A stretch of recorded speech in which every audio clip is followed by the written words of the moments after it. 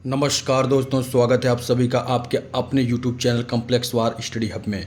CTET 2026 की exam booster class शुरू हो चुकी है। इस सीरीज का उद्देश्य है कि आप कम समय में पूरे सिलेबस को आसान भाषा में और परीक्षा उन्मुख तरीके से तैयार कर सकें। अगर आप नियमित रूप से सभी क्लास देखते हैं, नोट्स बनाते हैं और प्रैक्टिस करते हैं तो सीटेट में अच्छा स्कोर करना पूरी तरह संभव है। वीडियो पसंद आए तो लाइक करें, चैनल को सब्सक्राइब करें और अपने दोस्तों के साथ शेयर करना बिल्कुल भी ना भूलें। इस फ्री सीरीज का लाभ वो भी उठा सकें। तो चलिए बिना समय गवाए साथियों हम लोग शुरू करते हैं आज की बेहतरीन क्लास। साथियों, हमने पिछली क्लास में सीट से रिलेटेड बहुत ही स्पेशल पॉइंट्स देखे हैं और आज की भी क्लास में हम कुछ ऐसे ही स्पेशल पॉइंट देखेंगे जो कि एग्ज़ाम में सीधे प्रश्न पूछे जाते हैं। तो नल्ला मंडा आंध्र प्रदेश में है। पूछता है एग्ज़ाम में कि नल्ला मंडा कहाँ पे स्थित है, तो आपको ऑप्शन दे देगा और आपको सीधे टिक करना है। तो नल्ला मंडा आंध्र प्रदेश में है। कफ परेड कहाँ पे है? मुंबई में है। होलगुंडी गांव कर्नाटक में है। बाजार गांव महाराष्ट्र में है। ये आपको सीधे सीधे आपके एग्जाम में पूछ देता है, क्योंकि सीटर में सीधे पूछेगा नल्ला गांव कहाँ पे है, कफ परेड कहाँ पे है, होलगुंडी गांव कहाँ पे है, बाजार गांव कहाँ पे है। मुख्तारपुर गांव आंध्र प्रदेश के पोचमपल्ली जिले में है। मुख्तारपुर गांव आंध्र प्रदेश के पोचमपल्ली जिले में है। वहीं पोचमपल्ली जिले में ज़्यादातर परिवार बुनकर हैं। कैसे हैं साथियों? बुनकर हैं। इस बुनाई को पोचमपल्ली नाम से पहचाना जाता है। पोचमपल्ली जिले में ज़्यादातर परिवार कैसे हैं साथियों? बुनकर हैं। इस बुनाई को पोचमपल्ली नाम से जाना जाता है। अब पोचमपल्ली कहाँ पे है साथियों? तो मुख्तारपुर गांव आंध्र प्रदेश के पोचमपल्ली जिले में है। ठीक है, पोचमपल्ली क्या है? आंध्र प्रदेश का जिला है जहाँ पे मुख्तारपुर गांव है। मलयालम में चाचा को चिट्टपन और चाची को कुंजम्मा कहते हैं। आपसे पूछता है कि मलयालम में चाची को क्या कहते हैं, तो मलयालम में चाची को कुंजम्मा कहते हैं, जबकि चाचा को चिट्टपन कहते हैं। चेन्नई से कोची ट्रेन से जाने में 12 घंटे लगते हैं। कितने समय लगते हैं साथियों? 12 घंटे लगते हैं। चेन्नई से कोची ट्रेन से जाने में 12 घंटे लगते हैं। आबू धाबी देश रेगिस्तानी इलाके हैं। आबू धाबी देश रेगिस्तानी इलाके में है। कहाँ पे है? रेगिस्तानी इलाके में है। यहाँ की स्थानीय भाषा अरबी है। यहाँ पानी बहुत कीमती है क्योंकि यहाँ न तो वर्षा है न ही नदियाँ, झील, तालाब हैं। इसीलिए यहाँ का पानी की कीमत बहुत ज़्यादा है। यहाँ रेतीली ज़मीन के नीचे तेल होता है। ठीक है, आबू धाबी में रेतीली ज़मीन के नीचे क्या होते हैं? तेल होता है। यहाँ पर सिर्फ खजूर के पेड़ ही दिखाई पड़ते हैं। कौन से पेड़ दिखाई देते हैं? खजूर के पेड़, क्योंकि खजूर ही एक ऐसा पेड़ है जो यहाँ उग सकता है। आबू धाबी में रुपये को दिरहम बोलते हैं। आबू धाबी में रुपये को क्या बोलते हैं साथियों? तो दिरहम बोलते हैं। क्या बोलते हैं? दिरहम बोलते हैं। मच्छर हमारे पैरों के तलवों व शरीर की गर्मी से हमें ढूंढ लेते हैं। मच्छर हमें कैसे पहचान जाते हैं, हमें ढूंढ लेते हैं? तो हमारे शरीर की गर्मी से, ठीक है, हमारे शरीर की गर्मी से जो दुर्गंध निकलती है या फिर सुगंध निकलती है, जो भी कर सकते हैं आप, तो हमारे पैरों के तलवों व शरीर की गर्मी से हमें ढूंढ लेते हैं। चींटियाँ कुछ ऐसा जमीन पर छोड़ती हैं जिसे सूंघ कर वे एक दूसरे के पीछे चलती हैं। रेशम का कीड़ा अपनी मादा को उसकी गंध से कई किमी दूर से पहचान लेता है। इतना याद रखिएगा, रेशम का कीड़ा अपनी मादा को उसकी गंध से कई किमी की दूर से पहचान लेता है। दिन में जागने वाले जानवर कुछ रंग देख पाते हैं। रात में जागने वाले जानवर हर चीज़ को सफ़ेद या फिर काली देखते हैं। मतलब दिन में जो जानवर देखते हैं वो तो कई रंग देख सकते हैं, बट रात में जो जानवर जागते हैं वो सिर्फ और सिर्फ सफ़ेद और काली ही देख पाते हैं। एक कुत्ता दूसरे कुत्ते के मलमूत्र की गंध से जान लेता है कि उसके इलाके में कोई बाहरी कुत्ता आया है। यानी एक कुत्ता क्या करता है? कुत्ता जब भी कहीं जाता है तो अपनी गंध छोड़ते हुए जाता है, यानी हर जगह अपने मुड़ान पे मलमूत्र करते हुए जाता है ताकि वापस वो उसी गंध के माध्यम से अपने इलाके में आ सके। और वहीं दूसरा कुत्ता जब उसके इलाके में आता है तो वो पहचान जाता है उसकी गंध से कि हमारे इलाके में कोई दूसरा कुत्ता आया है। लंगूर अपने पास आती मुसीबत, लंगूर जो है अपने पास आती हुई मुसीबत शेर चीता को देखकर एक खास तरह की आवाज़ देता है। यानी जब शेर और चीता उसकी तरफ बढ़ते हैं, आक्रमण करते हैं, तो वो एक अलग तरह की आवाज़ निकालता है जिससे उसके सभी साथी सतर्क हो जाते हैं। मछलियाँ खतरे को चेतावनी एक दूसरे को बिजली तरंगों से देती हैं। अब भाई मछलियाँ भी हैं, तो वो भी एक मछली दूसरी मछली को कैसे संकेत देगी? तो वो बिजली तरंगों के माध्यम से क्या करती हैं? एक दूसरे को संकेत देती हैं। सांप के बाहरी कान नहीं होते हैं, जैसे हम लोग के बाहर के कान होते हैं, दिखाई देते हैं, लेकिन सांप के बाहरी कान नहीं होते हैं। जमीन पर हुए कंपन को ही वह सुन पाता है। अगर सांप जा रहा है, अगर आप बोल रहे हैं तो वो नहीं समझेगा, लेकिन वो तरंगों से, ठीक है, ज़मीन पे अगर आप पीटते हैं, डंडा इधर उधर करते हैं, तो समझ जाएगा कि नहीं, हाँ कोई है। तो मतलब वो कंपन को ही ज़्यादातर सुन पाते हैं, ठीक है, ना कि वो उनके पास बाहरी कान नहीं होते हैं। चील बाज गिद्ध जैसे पक्षी हमसे 4 गुना अधिक दूर से देख पाते हैं। मतलब वो 4 गुना दूर रहेंगे तो भी चील बाज गिद्ध देख लेंगे हमसे। डॉल्फिन भी अलग अलग तरह की आवाज़ें निकालती हैं और एक दूसरे से बात भी करती हैं। क्या करती हैं? एक दूसरे से बात भी करती हैं और अलग अलग तरह की आवाज़ें भी निकालती हैं। स्लॉथ यह भालू जैसा दिखाई देता है। स्लॉथ कैसा होता है? भालू की तरह दिखाई देता है। ये दिन के करीब 17 घंटे तक पेड़ों पर उल्टे लटक कर सोते हैं। कैसे लटक के सोते हैं? उल्टे लटक कर सोते हैं। सोचिए 17 घंटों तक, इसलिए इसे आलसी भी कहते हैं। 24 घंटे में 17 घंटे पेड़ पर उल्टा लटक कर सोएगा और भालू की तरह होता है, भालू की जैसा दिखाई देता है। ये पत्तियां खाता है। क्या खाता है? पत्तियां खाता है। ये सप्ताह में एक बार ही शौच के लिए नीचे उतरता है। मतलब हफ्ता में सिर्फ एक बार शौच करने के लिए नीचे उतरेगा, फिर जाकर उसी पर लटक जाएगा। ये अपने 40 साल के जीवन काल में 8 पेड़ों पर ही घूम पाते हैं।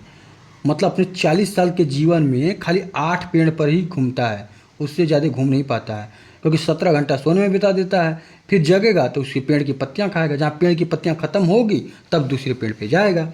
अलबरूनी उज्बेकिस्तान से 1000 से अधिक वर्ष पहले भारत आया था। पूछता है कि अलबरूनी कहाँ से भारत आया था? तो उज्बेकिस्तान से आज से 1000 वर्ष पहले भारत आया था। मृत सागर दुनिया का सबसे नमकीन सागर है। लगभग 1 लीटर पानी में 300 ग्राम नमक निकलता है। ठीक है। सन 1930 में भारत में अंग्रेजों ने आम लोगों के नमक बनाने पर रोक लगाई। गांधी जी का कहना था कि जो चीज़ें हमें कुदरत ने दी है उसे बनाने पर बंदिशें कैसी? पूछता है कि जो चीज़ें हमें कुदरत ने दी है उसे बनाने पर बंदिशें कैसी? यह कथन किसका है? ऑप्शन आपको दे देगा, तो गांधी जी का कथन है। दांडी यात्रा गांधी जी ने लोगों के साथ मिलकर अहमदाबाद से दांडी के समुद्र तक एक लंबी यात्रा की और इस गलत कानून को तोड़ा। मलेरिया जो है मादा मच्छर एनाफिलिस से फैलता है। मलेरिया जो है मादा मच्छर एनाफिलिस से फैलता है, ठीक, इनके काटने से। सिनकोना पेड़ की छाल से मलेरिया की दवाई बनाई जाती है। आपसे पूछेगा कि किसके पेड़ से मलेरिया की दवाई बनाई जाती है, तो आपको पता होना चाहिए कि सिनकोना पेड़ की छाल से मलेरिया की दवाई बनाई जाती है। एनीमिया हीमोग्लोबिन या आयरन की कमी से होता है। एनीमिया किसकी कमी से होता है साथियों? तो हीमोग्लोबिन या फिर आयरन की कमी से होता है। मच्छर पानी में अंडे देते हैं, उन्हीं से पलते पलते छोटे छोटे भूरे रंग के कीड़े निकलते हैं जिन्हें लाखे कहते हैं। क्या कहते हैं साथियों? लाखे कहते हैं। ठीक। रोनाल्डो रॉस भारतीय मूल के थे। रोनाल्डो रॉस कहाँ के थे? भारतीय मूल के थे। इन्होंने 1902 में चिकित्सा के क्षेत्र में नोबेल मिला। क्या मिला इन्हें? नोबेल मिला। इन्होंने बताया था कि मलेरिया मच्छर से फैलता है। ठीक है। मलेरिया किससे फैलता? मच्छर से फैलता। किसने बताया था? तो रोनाल्डो रॉस ने, जो कि भारतीय मूल के थे, और 1902 में चिकित्सा के क्षेत्र में इन्हें नोबेल भी मिला था। मिजोरम में मिजो भाषा बोली जाती है। पहाड़ से उतरने को पर्वतारोही रॉपलिंग कहते हैं। ठीक है। पहाड़ से उतरने को पर्वतारोही क्या कहते हैं? रॉपलिंग कहते हैं। स्प्लिंग एक तरह का हुक होता है जो नदी पर मोटे रस्से में डाला जाता है। पिट ऑन घूंटों को कहते हैं। क्या किसे कहते हैं? पिट ऑन खूंटों को कहते हैं। जो खूंटे होते हैं, खूंटे, उन्हें पिट ऑन कहते हैं। ठीक, जो कि दोनों सिरों पर गाड़े जाते हैं। ठीक, मतलब खूंटे क्या होते हैं कि दोनों तरफ गाड़ दिए जाते हैं और उसमें बीच में रस्सी बांधी जाती है ताकि पुल बन जाए और इस पार से उस पार लोग चले जाएं। बछेंद्री पाल गढ़वाल के नाकुरी गांव की रहने वाली, ठीक, ने 12 वर्ष की उम्र में 4000 मीटर ऊंचे पहाड़ की चढ़ाई की। नेहरू इंस्टीट्यूट ऑफ माउंटेनरी से इन्होंने ट्रेनिंग ली। इनके गाइडर ब्रिगेडियर ज्ञान सिंह थे। 23 मई 1984 को 8900 मीटर ऊंची चोटी माउंट एवरेस्ट, यानी नेपाल में जिसे सांगरमाथा कहते हैं, इस माउंट एवरेस्ट की ऊंचाई पूछता है 8848 किलोमीटर है। ऊंची चोटी माउंट एवरेस्ट, ठीक है, माउंट एवरेस्ट पर इन्होंने अपना कदम रखा था। तो बछेंद्री पाल भारत की पहली और विश्व की 5वीं ऐसी महिला बनी जिन्होंने एवरेस्ट पर कदम रखा। गोलकोंडा किला हैदराबाद में स्थित है। गोलकोंडा किला कहाँ पे है? हैदराबाद में स्थित है।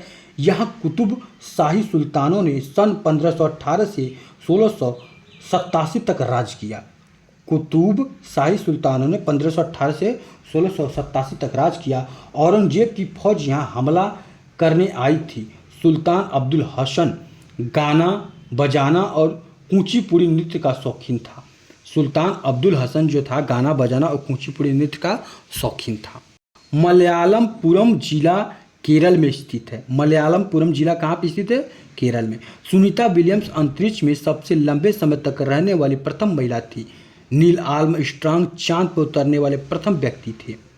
वे चांद पर 1969 में गए थे। कब गए थे? 1969 में गए थे। अहमदाबाद से 18 किमी दूर और डालज, ठीक है, अहमदाबाद से 18 किमी दूर और डालज की बावड़ी स्थित है। किसकी बावड़ी स्थित है? और डालज की बावड़ी कहाँ पे स्थित है? तो अहमदाबाद से 18 किलोमीटर दूर। किताब how we found the earth is round by एक्सेस एस्लोमोव में बताया गया है कि सदियों से अलग अलग संस्कृतियों में इंसानों ने पृथ्वी के बारे में क्या क्या सोचा है, ये इस बुक में बताया गया है। चूहों में देखने की क्षमता कम परंतु सूंघने, छूने तथा स्वाद की क्षमता तीव्र होती है। गोवा में मछली नारियल के तेल में बनाई जाती है। गोवा में जो मछली होती है नारियल के तेल में बनाई जाती हैं। मडगांव गोवा में स्थित है। उल्लू अपनी गर्दन पीछे तक घुमा सकता है। मैना झटके से अपनी गर्दन आगे पीछे करती है। पक्षियों द्वारा अपनी गर्दन बहुत हिलाने का कारण उनकी आँख की पुतली का न होना होता है, क्योंकि उनके आँख की पुतली नहीं होती, इसलिए वो बार बार अपनी मुंडी हिलाकर इधर उधर देखती रहती हैं। केरल में टैपिकोआ जमीन के नीचे उगाया जाता है। बल्लम लकड़ी से बनी छोटी नाव होती है जो केरल में चलती है। लिंगहू फेन हांगकांग का पकवान है जो सांप को मांस से बनाया जाता है। जो सांप के मांस से बनाया जाता है क्या? लिंगहू फेन हांगकांग का पकवान है जो सांप के मांस से बनाया जाता है। मनाली एक पहाड़ी इलाका है। यहाँ पर मकान पत्थर या लकड़ी से बने होते हैं। अंधे लोगों के लिए ठीक है, ये आप समझ गए होंगे। अंधे लोगों को पढ़ने के लिए खास तरीका ब्रेल लिपि होती है, ठीक है, उन्हें कागज़ों को छूकर पढ़ाया जाता है। राजस्थान के जोधपुर में खेजड़ी गांव में खेजड़ी के पेड़ मिलते हैं। यहाँ के लोग बिश्नोई कहलाते हैं। यहाँ शिकार व पेड़ काटना निषिद्ध है। खेजड़ी के पेड़ को पानी की ज़्यादा ज़रूरत नहीं होती है। इसकी लकड़ी को कीड़ा नहीं लगता। राजस्थान में स्थित रेगिस्तान में बच्चे ऊंट गाड़ी से स्कूल पहुँचते हैं। राजस्थान में बारिश बहुत कम होती है। यहाँ के लोग मिट्टी के घरों में रहते हैं। इनकी दीवारें मोटी होती हैं। घरों की छतें कटीली झाड़ियों की बनी होती हैं। बोचाहा गांव बिहार के मुजफ्फरपुर जिले में है। यहाँ बहुत सारे लीची के पेड़ हैं। लीची के फूल फरवरी में खिलते हैं। मधुमक्खी पालन को एपी कल्चर कहते हैं। मधुमक्खी पालन का उचित समय अक्टूबर से दिसंबर तक है। इसी समय वह अंडे देती हैं और मधुमक्खियाँ एक समूह में कार्य करती हैं। हर छत्ते में एक रानी मक्खी होती है जो अंडे देती है। क्या करती है साथियों? अंडे देती है।